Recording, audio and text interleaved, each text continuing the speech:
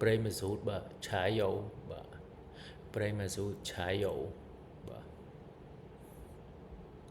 បាទមើលតាមស្ថានភាពឥឡូវនេះបាទ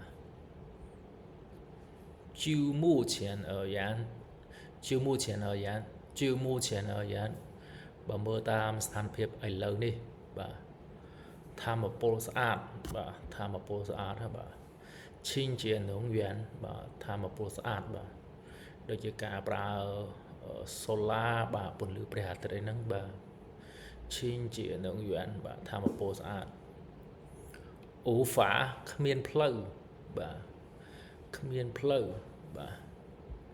ឈឺតែបាទជំនួសបាទជំនួស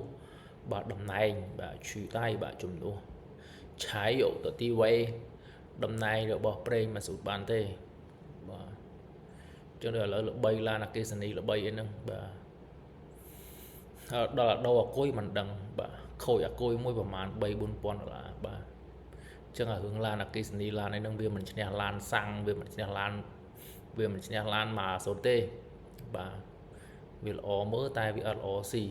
បាទចឹងបើមើលតាមស្ថានភាពឥឡូវនេះបាទធម្មពលស្អាតហ្នឹងបាទទាំងអីគេបាទឡានអគ្គិសនីអីហ្នឹង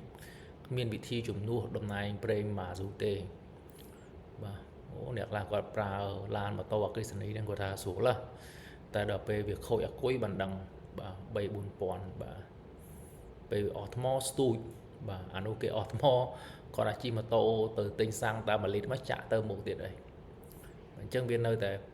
ប្រេងម៉ាស៊ូតសាំងហ្នឹងវានៅតែប្រើវានៅតែមានគុណសម្បត្តិច្រើនជាង